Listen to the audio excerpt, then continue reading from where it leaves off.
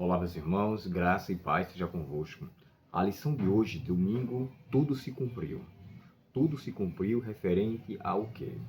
Nós estamos aqui, irmãos, nos capítulos finais do livro de Josué. Estamos agora no capítulo 21, mas a lição está sendo atrelada ao capítulo 22 no geral e o capítulo 23.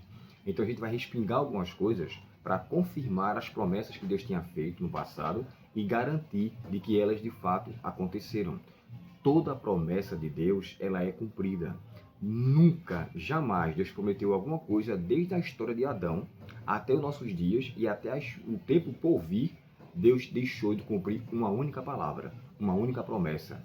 Tudo que Deus promete, Ele cumpre, porque Ele é fiel. Ele não tem fidelidade, Ele é a própria fidelidade. Deus, Ele deu origem à fidelidade, nós somos honestos e fiéis por conta do que Ele é e o que Ele fez. Então Deus cumpre naquilo que Ele fala e, de fato, com o seu tempo, da sua forma, tudo é realmente realizado. Quando o pecado entra no mundo, Deus chega para Adão e para Eva e sentencia a serpente e coloca ali uma inimizade. Ele mesmo disse, porém inimizade, ou seja, Deus, ele colocou essa limitação do inimigo para que ele não tomasse conta por completo do ser humano. Aí ele fala que o descendente da mulher seria aquele que iria esmagar a cabeça da serpente.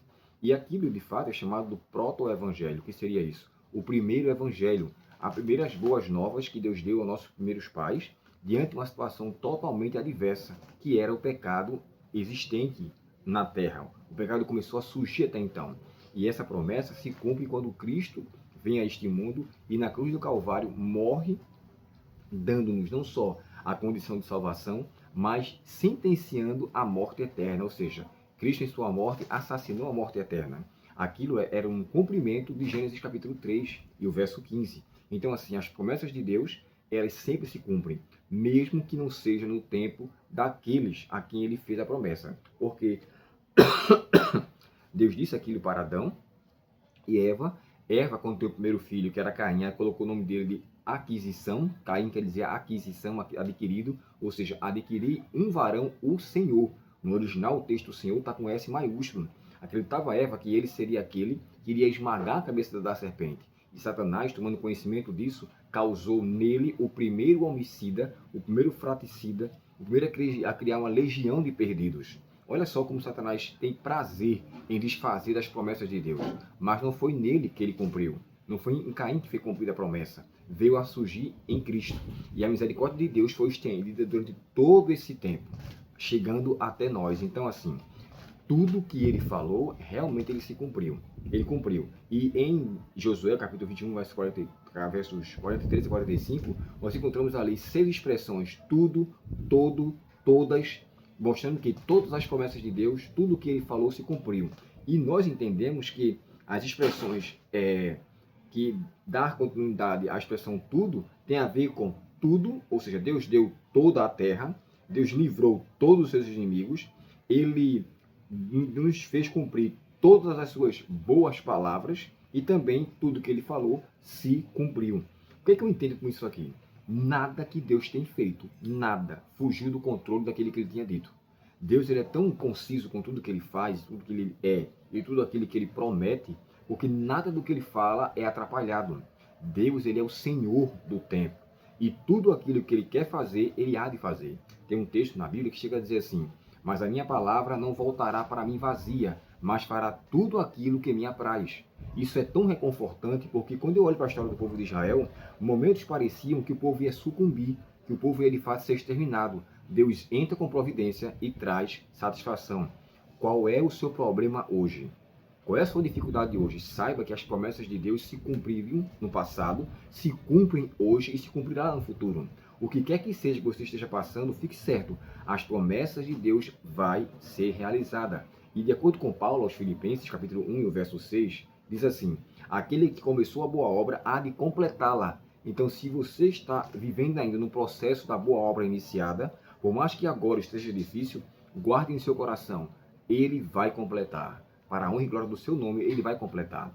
As promessas que Deus deu a Israel, da Canaã terrestre, ele cumpriu ao dar ao povo aquela terra. E é interessante, irmãos, as promessas de Deus têm a ver com a sua intervenção, da forma como ele age. Então, as promessas de Deus não dependem de mim, elas vão se cumprir além de mim. Mesmo que eu seja infiel, Deus permanece fiel. Esse texto de Paulo aqui, de Timóteo, ele chega a dizer assim, ó, Paulo escreveu, fiel é esta palavra, se já morremos com ele, também viveremos com ele. Ainda que somos infiéis, ele permanece fiel, pois de maneira nenhuma ele pode negar a si mesmo. Deus, ele não duela com o seu caráter. Ele não fala uma coisa contrária àquele que está escrito. Ele só confirma. Jesus é a evidência clara disso. Porque o Filho do Homem não veio abolir a lei e os profetas, vem para cumprir. Ou seja, Jesus é a expressa confirmação da vontade do Pai. Através de Cristo, nós vemos o cumprimento do que Deus, o Pai, nos prometeu.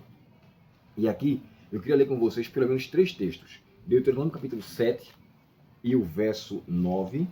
Aqui diz assim: reconheçam, portanto, que o Senhor, seu Deus, é de fato Deus. Ele é o Deus fiel que cumpre por 1000 gerações sua aliança de amor com todos os que o amam e obedecem aos seus mandamentos. Olha agora Salmo 117, o menor capítulo da Bíblia. Salmo 117, o verso 2 diz assim: pois grande é o seu amor por nós, a fidelidade do Senhor dura para sempre. Um outro texto que me chama a atenção é Lamentações 3, 22 e 23, que diz assim: pois as misericórdias do Senhor são a causa de nós não sermos consumidos, porque as suas misericórdias não têm fim. Grande é a tua fidelidade, pois elas se renovam a cada manhã. E diante disso, quando fala que grande é a tua fidelidade, em outras palavras, Senhor, o Senhor é fiel e grande em tudo que o Senhor fala. Isso nos deixa extremamente consciente. As promessas do povo de Israel no passado foi a terra e a nossa também. Lembra da bem-aventurança que Jesus falou? Bem-aventurados os mansos, porque herdarão a terra. Então, essa herança é para aqueles que vivem em segurança e convicção e crente de que as promessas de Deus vão se cumprir. Tem um cântico no livro de Salmos que por 2 vezes, o Salmo 37, fala sobre isso. Tanto o verso 11 quanto o verso 29. E o que me chama a atenção? Esse verso aqui, me parece até que o próprio Cristo extraiu esse texto para confirmar na sua bem-aventurança. Olha o verso 11. Os mansos possuirão a terra e viverão em paz e prosperidade. Verso 29. Os justos possuirão a terra e nela habitarão para sempre. Tem dúvida da promessa de Deus? Reconsidere o seu conceito de dúvida. A Bíblia fala que nós devemos andar por fé e não por vista. Creia em Deus e em sua palavra, e você estará seguro. Deus disse isso, não foi no livro de Crônicas? Crede no Senhor vosso Deus e estareis seguros. Crede nos seus profetas e prosperareis. Que possamos prosperar em meio a tanta diversidade deste mundo, mesmo que as coisas sejam contrárias àquilo que você tem planejado ou projetado. No final, Deus vai agir para cumprir a sua palavra. Vamos orar? Querido Pai Celestial, muito obrigado, Senhor, porque o Senhor sempre cumpre o que o Senhor fala. É a Tua palavra, Senhor, que nos motiva a continuar trilhando neste caminho, que embora árduo e difícil, mas ele é um lampejo de luz do Senhor para continuarmos fiéis às Tuas promessas. Perdoa, Pai, nossas faltas, dá-nos um dia de paz com a Tua presença e nos faz confirmar em toda a Tua palavra, Senhor, em nome de Jesus. Amém. Deus muito te abençoe, uma ótima tarde de domingo e até o próximo estudo, se Deus quiser. Até logo.